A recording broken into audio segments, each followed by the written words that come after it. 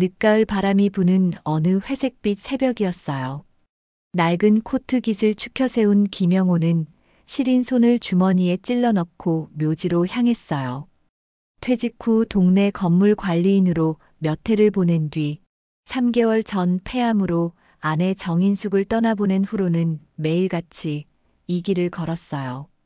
안개가 서서히 깔린 묘지 언덕길은 새벽마다 적막이 감돌았고 잔가지들이 사방으로 뻗어 있어 조금은 을씨년스러워 보였어요. 하지만 김영호에게는 그 모든 분위기가 무감각하게 느껴졌어요. 마음속에는 오직 한 가지 생각, 바로 아내가 잠들어 있는 그곳으로 가야 한다는 생각뿐이었어요. 여보, 조금만 기다려. 김영호는 집을 나서기 전 거실 한편에 놓여 있는 아내의 영정사진을 바라보며 작게 중얼거렸어요. 사실 이런 말을 한다고 해서 아내가 대답해 줄 리는 없지만 그나마 그것이 그의 하루를 시작하는 유일한 방식이었어요. 텅 빈 마음으로 몇 달을 지냈더니 퇴직 후 행복하게 지내자던 수많은 계획들이 전부 사라져버렸다고 느꼈어요. 커다란 어둠에 홀로 남겨진 기분이었지요. 묘지에 가까워질수록 안개가 짙어졌고 김영호는 속으로 다시 한번 아내를 떠올렸어요. 아내는 늘 아침 일찍 일어나 창문을 열고 환기를 시키며 밝은 목소리로 따뜻한 차를 건네곤 했어요. 그러나 이제 그 목소리는 어디에도 없었어요. 그렇게 발걸음을 옮기는 사이 김영호는 어느새 아내가 잠든 곳이 보이는 지점에 다다랐어요. 마른 풀밭 너머로 돌로 만든 묘비가 조금씩 모습을 드러냈고 그는 무심결에 주머니 속 손을 꽉 쥐었어요. 안개 너머로 사람 형체가 희미하게 보였기 때문이었죠. 묘비 가까이에 다다르자 김영호는 낡은 옷차림의 한 여인이 무릎을 꿇고 있는 모습을 발견했어요. 새벽 공기가 차갑게 흐르고 있는데 그녀는 얇은 점퍼 하나만 걸친 채 바닥에 엎드리다시피 하고 있었어요. 손에는 시든 꽃다발과 작은 비닐봉지가 쥐어져 있었고 머리카락은 헝클어져 얼굴을 제대로 알아보기 어려웠지만 분명 웬 노숙자로 보였어요. 김영호는 당혹스러웠어요. 평소 이른 아침에 아내의 묘지 근처에 누군가가 있는 일은 드물었거든요. 혹시 도굴꾼이 아닌가 혹은 다른 이유가 있는지 의심이 스쳤지만 그녀가 흘리는 울음소리가 너무 간절해 보여서 그저 그 자리에 멈춰설 수밖에 없었어요. 언니, 어디 갔어? 묘비 앞에서 흐느끼고 있는 그녀의 목소리가 공기를 울렸어요. 김영호는 그 말에서 언니라는 호칭을 듣고 문득 심장이 덜컥 내려앉는 기분이 들었어요. 언니라고 부른다니 혹시 아내를 아는 사람일까 하는 생각이 스쳤지요. 동시에 그녀의 옆모습이 왠지 익숙하게 느껴졌어요. 아내의 젊은 시절 사진이 떠오르며 가슴이 덜컥 내려앉았어요. 두 사람은 분명 다른 존재지만 이상하게도 닮은 분위기가 맴돌았어요. 김영호는 무심결에 가까이 다가섰고 그녀는 고개를 들어 김영호를 바라봤어요. 초췌한 얼굴에 지쳐 보이는 눈빛이었지만 분명히 아내와 닮은 부분이 있었어요. 그 순간 김영호는 어떤 말을 먼저 해야 할지 알 수 없어서 그저 묵묵히 시선을 떨구었어요. 무슨 일이신가요? 혹시 이 묘지에 관련이 있으신 분인가요? 그가 힘겹게 물었어요. 그러자 그녀는 눈물을 닦으며 흐릿한 목소리로 대답했어요. 여기 정인숙 묘지 아닌가요? 제가 많이 늦었는데 언니가 보고 싶어서 왔어요. 김영호는 아내의 이름이 그녀의 입에서 튀어나오자 아내가 생전에 남긴 말을 떠올렸어요. 어딘가에 동생이 있다고 종종 이야기하긴 했지만 제대로 설명해 주진 않았는데 혹시 이 사람이 그 동생일까 하는 생각이 들었어요. 그는 그녀가 누구인지 확인하기 위해 조심스럽게 한 걸음 다가갔어요. 정인수, 제 아내의 이름이 맞습니다. 그런데 언니라고 부르시는 걸 보면 혹시 친동생이신가요? 그 말에 그녀의 어깨가 미세하게 떨렸고 다시 한번 울음이 터지려는 듯 했어요. 네, 저는 정미경이라고 해요. 언니가 이렇게 떠난 줄도 몰랐어요. 김영호는 당혹과 충격이 한꺼번에 밀려왔어요. 아내가 평소 동생을 잃어버렸다는 식으로 아련하게 말하긴 했지만 직접 만난 건 이번이 처음이었어요. 하필 아내가 떠난 뒤에야 나타나다니 참 기구한 운명이란 생각이 들었어요. 한참 동안 흐느끼던 미경을 일으켜 세우고 김영호는 잔잔하게 묘비 옆에 있는 작은 벤치로 안내했어요. 새벽 기운이 차갑게 피부에 와 닿았고 안개가 서서히 걷히면서 묘지 전체가 어렴풋이 모습을 드러냈어요. 벤치에 함께 앉은 둘은 아무 말도 하지 않았어요. 미경은 연신 손을 비비며 울먹였고 김영호는 그 모습을 어떻게 위로해야 할지 몰랐어요. 머릿속에는 수많은 질문이 맴돌았지요. 어떤 사연으로 동생이 이렇게 노숙자가 되었는지, 왜 이제야 나타났는지, 실례가 안 된다면 어떻게 지내셨는지 조금만 말씀해 주시겠습니까? 김영호가 조심스럽게 운을 뗐어요. 미경은 서서히 고개를 끄덕이며 자신의 과거를 털어놓기 시작했어요. 20살 무렵 언니의 남자친구를 마음속으로 좋아하게 되었다고 했어요. 그 미묘하고 복잡한 감정을 감당하기 어려워 도망치듯 떠났고 오랫동안 연락을 끊은 채 지냈다고 했어요. 돌아오고 싶었지만 이미 모든 게 엉켜버렸다고 느껴 그냥 시간이 흘러가도록 내버려 두었다고 했어요. 그렇게 떠나서 별별 일을 하며 지내고 집에 연락 못했습니다. IMF 때 다니던 공장이 망하면서 길바닥에나 앉았고 그 뒤로 아무 연고도 없이 살았습니다. 미경이 떨리는 손으로 얼굴을 가렸어요. 그 세월 동안 겪었을 절망감과 외로움이 엿보였어요. 김영호는 그 이야기에 놀랐어요. 분명 아내가 평생 동생을 찾으려 했지만 어디에서도 찾지 못했던 이유가 이거였구나 싶었어요. 제 아내도 동생을 애타게 찾았습니다. 혹시라도 동생이 힘든 상황에 처해 있지 않을까 노심초사했어요. 그리고 늘 말했어요. 동생이 언젠가 돌아오기만 한다면 꼭 보듬어 주겠다고 했어요. 그 말을 들은 미경은 다시 울컥하며 고개를 떨궜어요. 제가 너무 어리석었습니다. 너무 부끄럽고 죄송해서 차마 연락도 못하고 이렇게 언니가 떠난 뒤에야 여길 찾았어요. 김영호는 미경의 손을 살며시 잡으며 서서히 마음을 추슬렀어요. 지난 35년이라는 세월이 두 사람의 삶을 얼마나 크게 바꿔놓았는지, 언니인 정인숙이 생전에 얼마나 동생을 그리워했는지, 그 모든 사실이 복합적으로 떠올랐어요. 그날 아침 둘은 한참 동안 아내의 묘지 앞에 머물렀어요. 김영호는 주머니에서 낡은 사진 한 장을 꺼내 보였어요.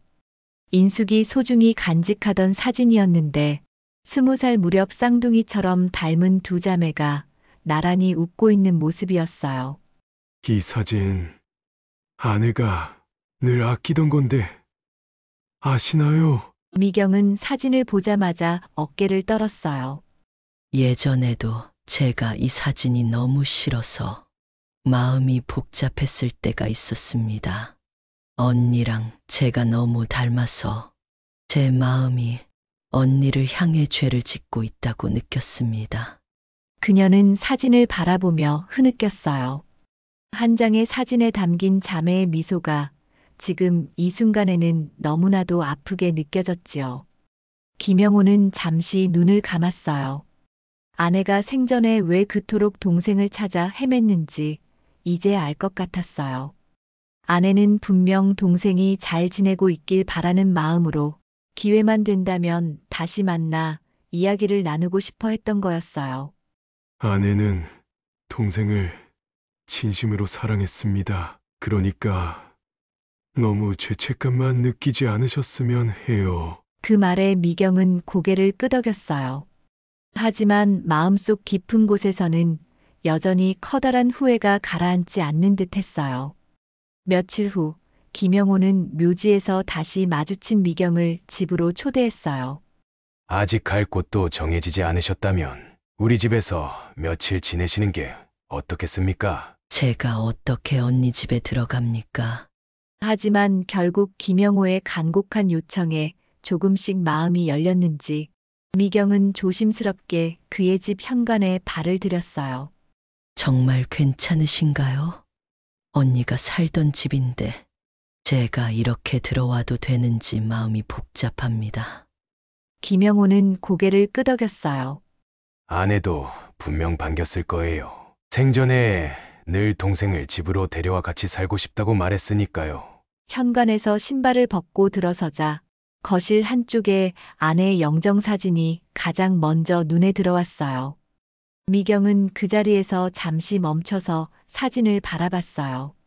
사진 속 언니는 단정한 머리를 하고 부드럽게 웃고 있었어요. 그 미소가 너무나 익숙해서 미경은 괜스레 눈시울이 붉어졌어요. 김영호는 미경에게 아내 방을 보여주며 필요하다면 이 방을 써도 좋다고 했어요. 방 안에는 아내가 쓰던 물건들이 그대로 남아 있었어요. 책장에는 아내가 평소 읽던 소설들과 노트들이 꽂혀 있었고, 화장대 위에는 머리빗과 작은 향수병, 그리고 예전에 병원에서 받았던 약 봉투까지 그대로였어요. 문득 방 한편에 놓인 사진첩이 눈에 들어왔어요. 김영호는 미경에게 조심스럽게 사진첩을 건넸어요. 이건 아내가 직접 만든 사진첩입니다. 결혼 초부터 쭉 찍은 사진들이 모여 있어요. 중간중간 동생 이야기도 언급되어 있습니다. 미경은 사진첩을 넘기다가 언니가 작게 적어둔 메모를 발견했어요. 오늘도 동생이 생각난다. 어디서 뭘 하며 지내고 있을까? 그걸 본 순간 미경은 손을 입에 대고 울음을 삼켰어요. 언니가 자신을 얼마나 찾고 그리워했는지 이렇게 직접 확인하니 마음이 더욱 무너졌어요. 김영호는 그녀의 눈물을 가만히 지켜봤어요. 그리고 조용히 머뭇거리다 손을 내밀었어요. 아내는 이미 모든 걸 용서하고 기다렸을 겁니다. 이제부터라도 함께 지내면서 조금씩 마음의 짐을 내려놓으시면 좋겠습니다. 미경은 떨리는 목소리로 작게 대답했어요. 감사합니다. 정말 은혜를 어떻게 갚아야 할지 모르겠습니다. 그날 밤 미경은 아내의 방 한쪽 구석에 조심스럽게 이불을 펴고 누웠어요. 낮 동안 묘지에서 실컷 울어서인지 머리가 지끈거렸지만 동시에 어딘가 따뜻한 안도감을 느꼈어요. 미경이 김영호의 집에서 지내기 시작한 지 며칠 후 둘은 함께 식사를 준비해 보기로 했어요. 사실 노숙 생활이 길었던 미경은 제대로 된 집밥을 만들어 본 적이 오래됐다고 했어요. 김영호도 퇴직 후로 아내가 병으로 고생을 했기 때문에 직접 요리를 해본 적은 많지 않았어요. 그렇지만 두 사람 모두 서툰 손길로 국을 끓이고 채소를 다듬으면서도 이상하게 작은 웃음을 나누었어요. 이거 간을 보셔야 할 것 같은데요. 제가 손이 서툴러서 제대로 했는지 모르겠어요. 괜찮습니다. 저도 잘 모르니까 함께 해보는 거죠.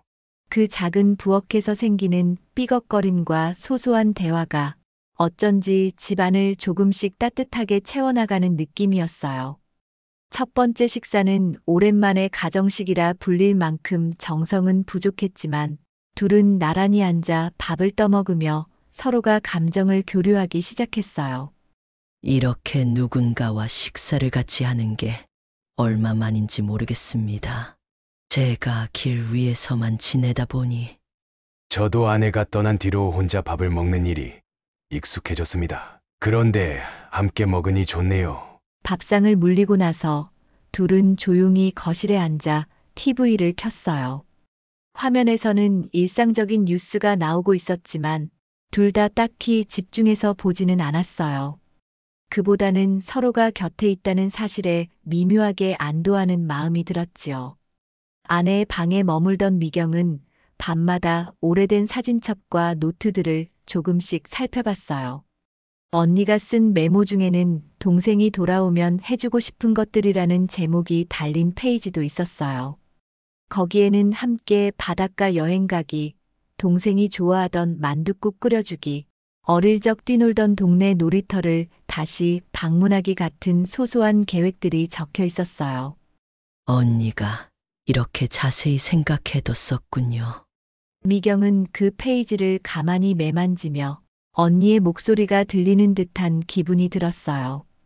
왜 나는 그런 언니를 떠나와서 이렇게 늦게야 돌아왔을까 하는 후회가 더욱 깊어졌지만 언니가 남긴 흔적들이 오히려 자신을 다시 일어서게 만드는 힘이 될 것 같다는 생각도 희미하게 들었어요. 그 즈음 김영호는 거실에 앉아 아내의 사진을 한 장씩 꺼내보며 회상에 잠겨 있었어요. 대화를 많이 나누고 싶어도 미경이 혹여 마음 아파할까봐 쉽사리 언니 얘기를 꺼내지 못했어요. 그래도 서로가 존재하는 것만으로도 어느 정도 위안을 얻는 듯 보였어요. 어느 날 미경은 밤늦게까지 잠을 이루지 못하고 베개를 움켜쥐고 있었어요. 겨우 안정이 찾아왔나 싶었는데 악몽에 시달린 듯 이마에 땀이 송골송골 맺혀 있었지요. 노숙 시절의 기억이 꿈속에서 되살아나곤 했어요. 배고픔에 떨며 기차역 의자 위에서 잠을 청하던 때 아무 이유 없이 행인의 비난을 받았던 순간들, 동전 몇 개를 구걸하기 위해 무작정 지하도를 떠돌던 날들, 그러다 문득 깨어나면 지금 자신이 따뜻한 이불 속에 있다는 사실에 놀라곤 했어요. 왜 하필 이제야? 언니가 세상을 떠난 뒤에야 이렇게 기회가 찾아온 걸까? 미경은 아내 방 한구석에 놓인 작은 스탠드 불빛에 의지에 혼잣말로 중얼거렸어요. 죄책감과 안도감이 교차하며 눈물이 다시 솟아오를 것만 같았어요.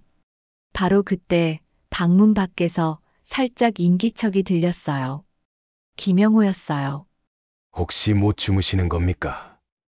물이라도 좀 드릴까요? 김영호의 걱정스러운 목소리가 들렸고 미경은 문틈 사이로 작게 대답했어요. 괜찮습니다. 잠깐 악몽을 꿨습니다만 곧 괜찮아질 거예요. 대답은 했지만 김영호는 걱정되는 마음에 조용히 방문 앞에 서 있었어요. 이처럼 누군가가 자신 때문에 밤늦게까지 깨어있는 상황이 미경에게는 낯설면서도 따뜻하게 느껴졌어요. 다음 날 아침, 김영호는 미경에게 묘지를 함께 다녀온 뒤 근처 작은 도서관에 가보지 않겠느냐고 물었어요. 동네에서 운영하는 공공도서관이 최근 직원을 구한다는 이야기를 들었다고 했어요. 사실 미경에게 안정적인 일자리가 필요하다고 생각했기 때문이었어요. 노숙 생활에서 벗어나려면 일단 조그만 일이라도 시작해야 한다고 생각한 거예요. 제가 과연 할 수 있을지 모르겠습니다. 도서관이라니 너무 생소하네요. 사서 자격증이나 특별한 경력이 필요한 자리는 아니라고 들었습니다. 그냥 책 정리와 간단한 이용 안내 정도라고 하니 차근차근 배워보실 수 있지 않을까요? 김영호는 부드럽게 미소 지으며 권했어요. 미경은 잠시 망설였지만 마음 한 구석에서는 이대로 언니 집에만 있을 수는 없지 않나 하는 생각이 들었어요. 그럼 한번 알아보겠습니다. 면접이나 상담 같은 걸 받아볼 수 있다면 좋겠네요. 그날 둘은 간단히 묘지에 들러 아내에게 인사한 뒤 바로 동네 도서관으로 향했어요. 도서관 건물은 아담했지만 깔끔했어요. 내부에 들어서니 커다란 창문으로 햇빛이 들어오고 있었고 서가에는 책들이 질서정연하게 꽂혀 있었어요. 미경은 그 광경을 보자 갑자기 마음이 두근거리는 걸 느꼈어요. 마치 자신이 다시 세상과 연결되는 입구에 선 듯한 기분이었지요. 도서관장으로 보이는 중년 여성이 인터뷰를 진행했어요. 미경은 긴장한 탓에 말이 자꾸 엉켰어요. 이력서는 제대로 쓴 적도 없고 공백 기간이 너무 길어 할 말이 없었지요. 하지만 적어도 지금은 의지할 곳이 있고 다시 살겠다는 결심이 있다고 솔직히 털어놓았어요. 제가 여러 사정으로 거리를 떠돌며 지냈습니다. 하지만 이제 한 곳에 정착하고 싶습니다. 책을 다루는 일이 서툴긴 해도 열심히 배울 자신은 있습니다. 면접을 마치고 나오는 길에 도서관장이 친절하게 인사를 하며 며칠 안에 연락 준다고 했어요. 김영우와 미경은 도서관 현관에서 슬며시 서로의 눈빛을 마주치며 작은 안도의 미소를 지었어요. 그리고 집에 돌아오는 길에 미경은 어딘가 기분이 이상하다고 솔직히 털어놓았어요. 이렇게 다시 사회에 발을 내디디려 하다니 제게 이런 날이 오리라고는 생각조차 못했습니다. 저도 아내를 떠나보낸 후로 한동안 아무것도 하지 않았습니다만 의외로 삶은 계속 이어지더군요. 좋은 소식이 오기를 바랍니다. 그날 저녁 둘은 소박하게 식사를 하며 도서관 면접 이야기를 나눴어요. 미경이 혹시라도 불합격 통보를 받으면 어쩌나 하는 걱정도 했지만 김영호는 격려했어요. 이 동네에 도서관엔 인력난이 있다고 들었습니다. 분명 희망이 있을 겁니다. 며칠 후 도서관으로부터 합격 통보가 왔어요. 미경은 너무 놀라서 전화를 받은 뒤에도 한동안 아무 말도 못했고 전화를 끊은 뒤에야 작은 외침을 뱉었어요. 제가 합격했답니다. 김영호는 거실 소파에 앉아 있다가 벌떡 일어나 기쁜 표정을 지었어요. 정말 잘 됐습니다. 이제부터 천천히 배우시면 되겠네요. 미경은 기쁜 동시에 왠지 모를 두려움이 밀려왔어요. 새로운 일을 시작한다는 사실도 그렇고 세상 밖으로 나간다는 게 한편으로는 무섭게 느껴졌어요.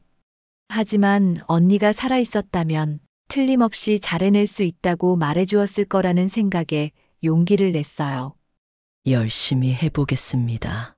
언니도 어딘가에서 저를 응원해주고 있겠지요. 그날 밤 방으로 돌아온 미경은 아내 정인숙의 사진 앞에서 작게 인사를 건넸어요. 언니, 나 일하게 됐어. 동생이 이제 제대로 살아보려고 해. 창밖으로 스치는 바람이 부드럽게 방 안을 맴돌았고 미경은 모처럼 편안한 마음으로 잠을 청했어요. 도서관 첫 출근 날 미경은 유난히 일찍 일어나 준비했어요. 김영호는 아침밥을 차려주며 말했어요. 저도 한동안 집에만 있었다고 해도 아내가 있었다면 이렇게 차려줬을 겁니다. 서로 머쓱해하면서도 따뜻한 기운이 식탁에 감돌았어요. 도서관에 도착하자 담당 직원들이 새로운 미경에게 친절하게 일의 흐름을 설명해 줬어요. 책을 분류하고 바구니에 담아 서가에 꽂는 방법부터 시작해서 이용자에게 간단한 안내를 하는 법까지. 처음에는 어리둥절했지만 하나둘 배워가면서 점차 익숙해졌어요. 중학생 친구들이 자습하러 많이 오는데 혹시 질문하면 당황하지 마시고 일단 담당 사서님께 안내해 주시면 됩니다. 네, 알겠습니다. 열심히 해보겠습니다. 도서관 책장 사이를 바쁘게 돌아다니다 보면 어느새 시간이 훌쩍 지나갔고 미경은 뿌듯함을 느꼈어요. 내가 정말 다시 사회 속에서 일할 수 있게 됐구나 하는 감동이 서서히 밀려왔어요. 출근과 퇴근이 규칙적으로 이어지면서 미경과 김영호의 일상에도 변화가 생겼어요. 아침에 둘이 함께 식사하고 헤어진 뒤 저녁이 되면 다시 집에서 마주 앉아 그날의 이야기를 나누는 사이가 되었어요. 특히 도서관에서 겪은 일들, 예컨대 아이들이 어떤 책을 좋아하는지, 어르신들이 옛 추억을 떠올리며 어떤 시집을 찾는지, 그런 자잘한 에피소드를 말하면 김영호는 경청했어요. 오늘은 한 초등학생이 저한테 이 책은 무슨 내용이에요 하고 물어봐서 제가 내용을 잘 몰라서 살짝 당황했어요. 그래서 책 뒤 표지를 함께 읽으며 설명했네요. 아이들도 금방 친근해하나 보군요. 더 많은 일을 익히다 보면 점점 편해질 거예요. 이야기를 주고받다 보면 아내 정인숙의 목소리가 가끔 떠오르기도 했어요.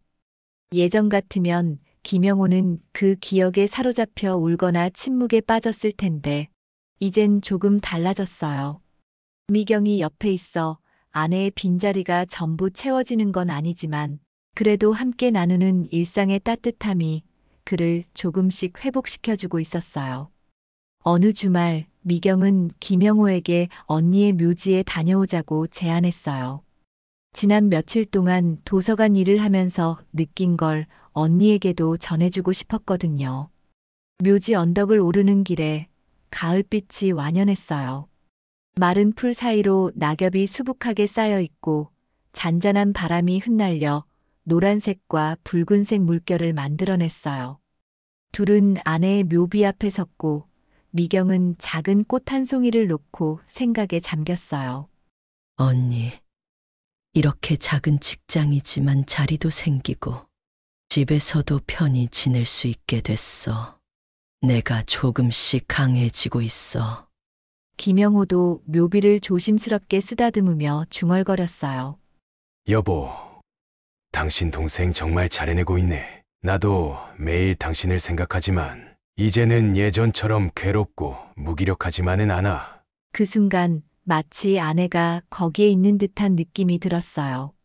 나뭇가지 사이로 스며드는 가을 햇살이 따스하게 묘비를 감싸고 있었지요.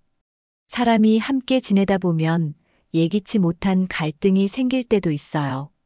어느 날 김영호는 허리 통증으로 병원 진료를 받고 오는 길에 미경에게 미리 연락을 하지 않고 그냥 혼자 다녀왔어요.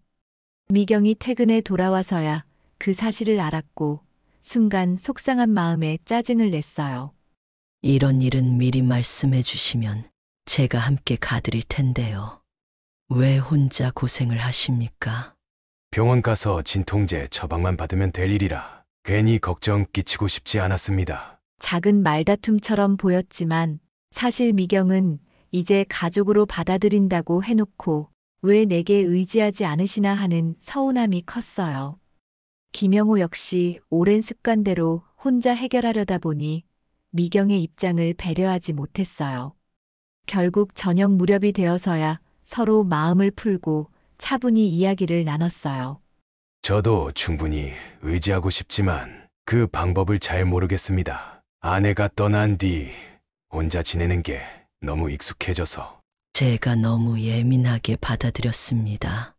앞으로는 저도 더 신경 쓰겠습니다.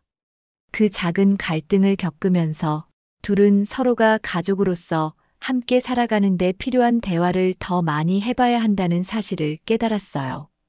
가을이 깊어지면서 묘지 주변의 나무들은 잎을 거의 떨어뜨렸고 앙상한 가지들이 드러났어요.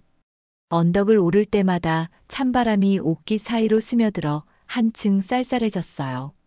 김영호와 미경은 주말마다 거르지 않고 성묘를 했어요.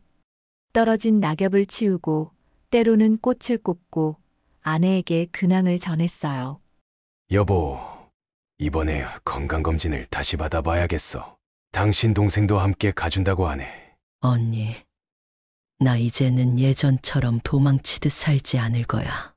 작은 걱정이라도 나누고 살 거야. 누구도 대답해주지 않는 무덤 앞에서 두 사람은 매번 진심을 털어놓았고 그 행위가 서로에게 큰 위로가 되었어요. 아내의 존재는 사라졌어도 그녀가 남긴 끈은 동생과 남편을 계속해서 이어주고 있었어요. 어느 날 묘지 관리인과 얘기를 나누던 김영호는 납골당 관리 보조일을 제안받았어요. 묘지와 가까운 납골당 쪽에서 인력이 필요하다는 것이었지요. 김영호는 잠시 망설였어요. 매일같이 고인의 흔적을 마주하는 일이 슬픔을 더 깊게 만들지는 않을까 걱정되었어요. 하지만 동시에 아내 곁에서 일하는 게 의미 있을 수도 있겠다고 느꼈어요. 납골당 관리 보조를 해볼까 합니다. 어찌 보면 아내와 더 가까워지는 일이기도 하고 다른 유가족분들을 도울 수 있다면 좋겠습니다. 그 선택을 존중해요. 다만 힘들어지시면 꼭 말씀해 주세요. 결국 김영호는 그 일을 수락했고 얼마 뒤부터 납골당에서 꽃꽂이 정리나 시설 유지 보수 같은 잡다한 일을 하게 되었어요. 그곳에서 다양한 사연을 가진 사람들을 보며 그는 자신이 아내를 잃었을 때 느꼈던 슬픔을 조금씩 승화하는 방법을 터득해 갔어요. 날이 점점 추워지자 둘은 함께 시장에서 따뜻한 목도리와 장갑 등을 장만했어요. 미경이 도서관을 다녀오는 길에 장을 봐와서 집에서 국이나 찌개를 끓여 먹는 일이 늘었어요. 어느새 함께 사는 가족의 모습이 자연스러워진 거예요. 아내의 방은 여전히 미경이 사용했지만 방 곳곳에는 언니의 흔적이 배어 있었어요. 미경은 가끔 혼잣말을 하며 사진을 쓰다듬었고 김영호도 그 말을 들으며 담담하게 미소를 지었어요. 이런 식으로라도 언니와 계속 대화하는 느낌이 듭니다. 어색하긴 하지만 마음이 편해져요. 아내도 분명 반가워할 겁니다. 둘은 때때로 과거를 떠올리며 애잔함에 잠기기도 했지만 이전처럼 무너질 듯한 절망감은 아니었어요. 그 안에는 어느 정도 수긍과 받아들임, 그리고 서로에 대한 믿음이 깔려 있었어요.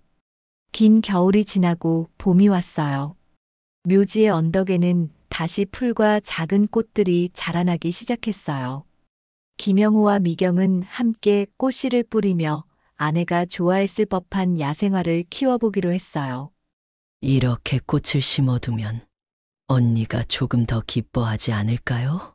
아내가 좋아하던 국화도 심고 싶습니다. 국화가 피면 참 예쁘겠지요. 둘은 조그만 삽과 물뿌리개를 챙겨 흙을 고르고 씨를 뿌리면서 작은 희망을 심는 기분이 들었어요. 다음 달이면 싹이 나겠지요?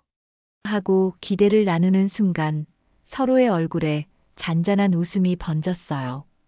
봄바람이 언덕을 부드럽게 휘돌아 비쳤고 어디선가 새소리까지 들려왔어요. 그 소리가 마치 너희는 잘 지내고 있구나 하고 속삭이는 듯 했어요. 집에 돌아온 뒤 미경은 예전부터 써놓은 작은 노트를 다시 펼쳤어요. 그 안에는 노숙 시절의 괴로움과 두려움이 가득했는데 이제는 그 페이지를 마주봐도 숨고 싶지 않게 됐어요. 새로운 페이지에 언니에게라고 제목을 붙이고 짧은 편지를 쓰기 시작했어요. 언니, 혹시 이 글을 볼 수 있다면 얼마나 좋을까? 그래도 나는 이제 괜찮아. 언니가 없지만 형부와 함께 언니의 집에서 살면서 도서관 일도 하며 행복을 찾아가고 있어. 내가 이 집에 들어왔을 때 언니는 이미 떠난 뒤였지만 이상하게 언니를 더 가까이 느끼게 됐어. 다음에는 언니가 못 가본 곳도 가보고 언니가 꿈꾸었던 일도 조금씩 해볼게. 사랑해. 늦어서 미안해. 하지만 남은 생은 절대 포기하지 않고 살도록 할게. 쓰다 보니 눈물이 흘렀지만 그 눈물은 전과 달리 후회와 자책만이 아니라 회복과 다짐이 섞인 감정이었어요. 그 뒤로도 시간이 계속 흐르면서 미경은 도서관에서 더 많은 책임감을 갖게 됐고 김영호는 납골당 일에 보람을 느꼈어요. 주말이 되면 늘 아내의 묘지에 들러서 꽃을 가꾸고 인사를 했어요. 처음에 통곡하며 눈물로 지새웠던 그 장소는 이제 둘이 나란히 서서 대화를 나누는 평온한 공간이 되었어요. 여보, 당신 동생이 독서 모임까지 이끌게 됐어. 요즘 젊은 사람들과 소통한다고 하네. 언니, 나 이제 사람들 앞에서 책 소개도 하고 있어. 아직 어색하지만 언니도 흐뭇해하겠지. 어느 날 관리인 할아버지가 언덕 아래를 가리키며 웃으며 말했어요. 두 분은 정말 가족이 되셨습니다. 묘지를 돌보는 모습이 꼭 한 집안인 것 같더군요. 김영호와 미경은 살짝 쑥스러운 표정을 지으면서도 마음 깊은 곳에서 우리는 진짜 가족이라는 걸 재확인했어요. 계절이 바뀌고 꽃이 피고 지는 동안 둘은 언니이자 아내인 정인숙의 부재를 슬픔으로만 여기지 않고 삶을 이어가는 힘으로 삼았어요.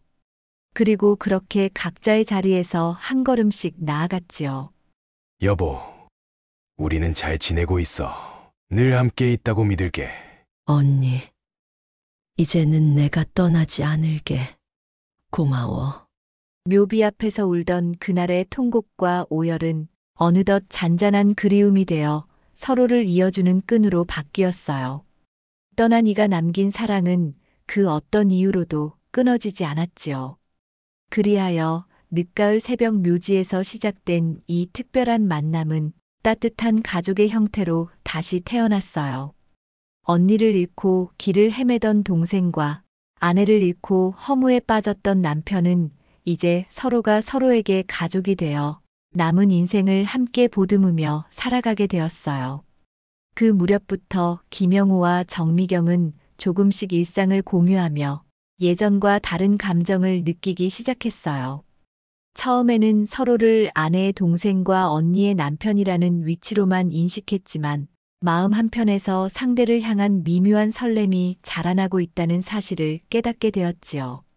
낮에는 각각 자신의 일을 보며 분주하게 지냈지만 저녁이면 식탁에 마주 앉아 온종일 있었던 일들을 조곤조곤 이야기하는 시간이 둘에게 무척 소중했어요. 요즘 책을 정리하고 이용객들을 응대하다 보면 언니가 늘 제 옆에서 웃고 계시는 기분이 들어요. 그리고 오빠, 아니 형부에게도 신기하게 의지가 돼요. 나도 마찬가지죠.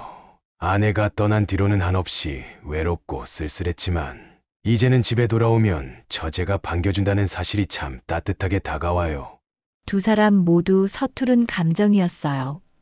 아내와 언니를 동시에 잃은 아픔을 공유한 사이였기에 이 새로운 마음이 과연 옳은 것인가 스스로에게 묻기도 했습니다. 그러나 그 질문은 마치 봄눈처럼 사르르 녹아들어 더 깊은 유대감으로 바뀌어 갔어요. 서로가 마음의 상처를 다독여주고 공허한 부분을 채워주면서 예전에는 느끼지 못했던 함께한다는 행복이 찾아온 것이지요. 어느 날 밤 거실 소파에 나란히 앉아 대화를 나누던 도중 미경은 조용히 입을 열었어요. 사실 이런 마음이 들 줄은 전혀 몰랐어요. 제가 아직도 언니의 자리를 차지하는 건 아닐까? 혹은 형부도 언니만 떠올리는 것은 아닐까 복잡한 생각이 많았습니다. 나도 아내에 대한 그리움이 여전해요. 하지만 그 마음과 별개로 처제를 향한 새로운 감정이 내 안에 자라고 있다는 걸 솔직히 말하고 싶었어. 그 순간 둘 사이에 잠시 정적이 감돌았어요. 그러나 그 정적 안에는 묘한 따뜻함과 떨림이 뒤섞여 있었어요. 미경의 눈시울은 촉촉해졌고 김영호의 목소리에는 약간의 떨림이 배어나왔어요. 저 이 마음을 숨기지 않고 더 솔직해져 보고 싶어요. 나도 그래요. 시간이 더 흐르기 전에 우리 마음을 아내에게도 떳떳하게 전하고 싶어. 그들은 서로를 바라봤고 마치 언젠가 이 일이 운명처럼 예정되어 있었다는 듯 자연스럽게 손을 맞잡았어요. 방 한 구석에서 은은하게 비치는 스탠드 불빛이 이제 막 피어나는 두 사람의 마음을 축복하듯 따스하게 깜빡였어요. 다음 날 미경은 도서관 업무를 마치고 급히 귀가했어요. 김영호는 납골당 관리인 일을 마무리하자마자 곧장 집으로 돌아왔지요. 두 사람은 눈빛만 봐도 알 수 있을 만큼 서로를 반갑게 맞이했고 작은 식탁 위에 국과 반찬을 꺼내놓으며 자연스럽게 함께 요리를 시작했어요. 오늘은 내가 시장에서 장을 좀 봐왔어요. 오빠가 좋아하는 두부 요리, 그리고 따뜻한 국도 함께 끓여볼게요. 도와줄게요. 나도 이제 부엌에서 뭘 해야 할지 조금씩 알 것 같아. 둘이 부엌에서 어깨를 나란히 하고 칼질을 하는 모습은 평범한 부부의 단란한 풍경 같았어요. 김영호는 예전에는 상상조차 못했던 일상을 미경과 함께 누리고 있음을 실감했어요. 아내가 떠난 뒤로 식탁 위에 이렇게 풍성한 온기가 감돌 줄은 예상 못했다고 생각했어요. 늦은 저녁 식사를 마친 뒤 둘은 아내의 방에 들어가 사진첩을 펼쳐봤어요. 언니이자 아내였던 정인숙의 사진들이 빼곡히 붙어 있는 앨범이었고 사진 한쪽 모서리에 적힌 메모들을 보면서 미소 짓기도 했어요. 이 사진은 인숙이가 생전 기념일에 맞춰 촬영했던 거야. 그때 저 코트가 참 잘 어울렸는데. 언니, 표정이 밝아 보이네. 이렇게 행복해 보이다니. 나도 괜히 마음이 뭉클해져요. 앨범을 덮으며 미경은 작게 중얼거렸어요. 언니에게 우리가 이런 마음으로 함께 지내고 있다고 솔직히 고백하고 싶어요. 아마 언니도 기뻐해 주겠죠. 나도 그렇게 믿어요. 오히려 우리를 이어준 것은 아내의 마음이라고 생각해요.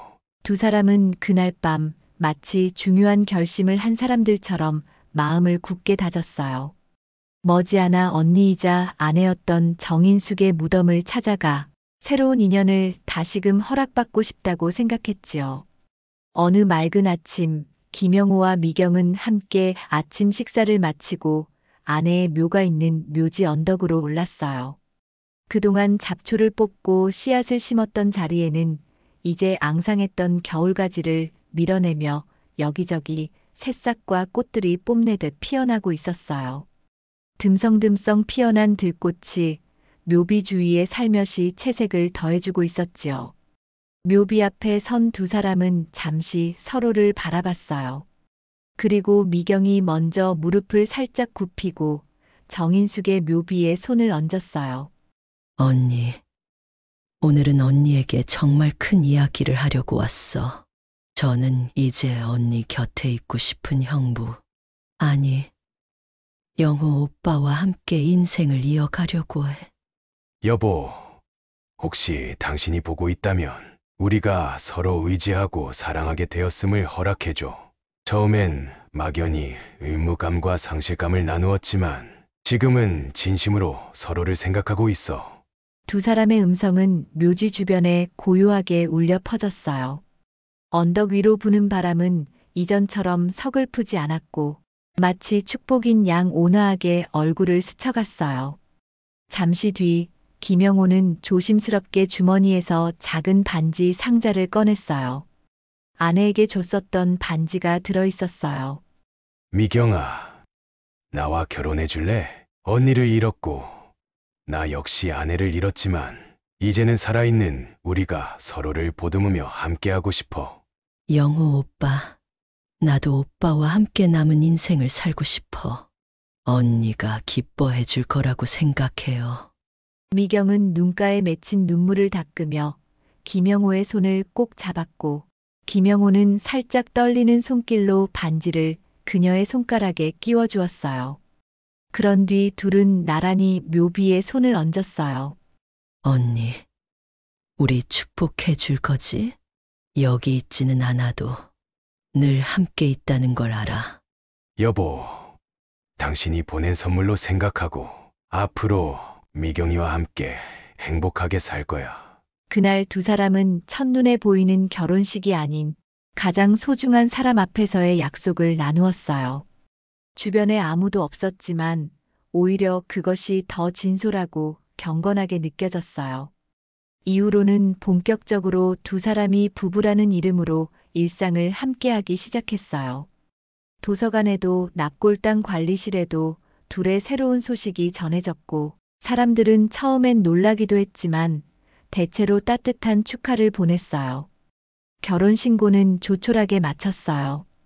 번듯한 예식장을 빌려 호화롭게 진행하지는 않았지만 서로가 소중한 존재임을 확인하고 법적인 절차를 밟는 것으로 충분했어요. 미경은 자신이 이제 아내가 되었다는 사실이 실감나지 않았어요. 김영호 역시 마음이 뭉클했어요.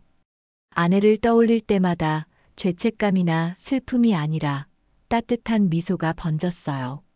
둘은 어느 따뜻한 날 다시 묘지를 찾아가 작은 꽃다발을 놓았어요. 새로 부부가 된 두 사람이 손을 맞잡은 모습이 어색하면서도 보기 좋았지요. 주변에 함께 온 묘지 관리인 할아버지와 납골당 동료들은 진정한 가족이 되었다고 하며 진심으로 축하해 주었어요. 그렇게 계절은 다시 흐르고 부부가 된 두 사람의 일상도 한층 단단해졌어요. 미경은 도서관에서 독서 프로그램을 주도하며 자신감을 키워갔고, 김영호는 납골당에서 많은 유가족들을 보듬어주며 소소한 위로를 건네는 사람이 되었어요. 문득 허리가 아파서 병원에 가야 하는 날에는 미경이 곁에서 함께해 주었고, 미경이 몸살이라도 나면 김영호가 허둥지둥 약을 챙겨주곤 했어요. 저녁이면 도란도란 마주 앉아 그날의 이야기를 나누고, 가끔은 아내 방의 앨범을 펼쳐보며 옛 추억을 되짚기도 했어요. 예전 같으면 울음부터 터졌을 그 앨범이 이제는 웃으며 볼 수 있는 추억의 보물상자가 되었지요. 어느 봄날 꽃이 만개한 언덕 위에서 두 사람은 작은 피크닉을 열었어요. 묘지 근처에 있는 공터에 돗자리를 깔고 간단한 도시락과 과일을 준비했어요. 따뜻한 햇살 아래 바람에 흔들리는 꽃들을 배경으로 둘은 서로를 바라봤어요. 이 풍경도 참 예쁘지만 당신이 있어 더 아름다워. 오빠도 마찬가지야. 나를 이렇게까지 아껴주니. 언니, 대신 내가 더 보은해야 할 것 같기도 하네. 그 말에 김영호는 고개를 저으며 부드럽게 대답했어요. 이건 보답을 따질 문제가 아니야. 우리의 인연이 이렇게 이어지고 또 우리를 연결해 주었다고 생각하면 그저 감사할 뿐이지. 두 사람은 마주 잡은 손 위로 화사한 햇살이 들이우는 걸 느꼈어요. 이 자리엔 없지만 늘 함께 존재하는 정인숙의 온기가 그들 사이를 흐르고 있었어요. 아픔과 상실을 딛고 재탄생한 관계, 그 관계는 이미 일반적인 부부 이상으로 서로를 깊이 이해하고 존중하는 사랑이 되었어요. 해가 기울어갈 무렵 둘은 묘지에 다시 들러 아내에게 인사를 건넸어요. 우리 오늘도 다녀가. 잘 지켜봐줘. 언니, 나 이제 정말 행복해. 그리고 언니를 절대 잊지 않을 거야. 이 마음 가득 안고 살도록 할게. 언덕 아래로 내려오는 길이 예전처럼 무겁거나 쓸쓸하지 않았어요. 오히려 발걸음 하나하나가 가볍게 느껴졌고, 서로가 웃으며 대화를 주고받는 모습은 흔한 부부의 다정함과 다를 바 없었어요. 조용한 저녁 노을이 두 사람을 따라 마을로 내려오고 있었어요. 봄 저녁 특유의 싱그러운 바람이 골목을 감싸 안았고, 이웃들은 하나둘 불을 밝히며 저마다의 일상을 정리하는 시간이 되었어요. 김영호와 정미경은 이제 한 집의 부부로서 그 소박하고도 평범한 일상 속으로 녹아들어가고 있었어요.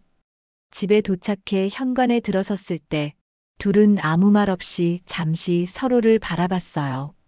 그리고 동시에 작은 미소를 지었어요. 그날 밤 살짝 열린 창문 사이로 부는 바람이 기분 좋게 커튼을 흔들고 있었어요.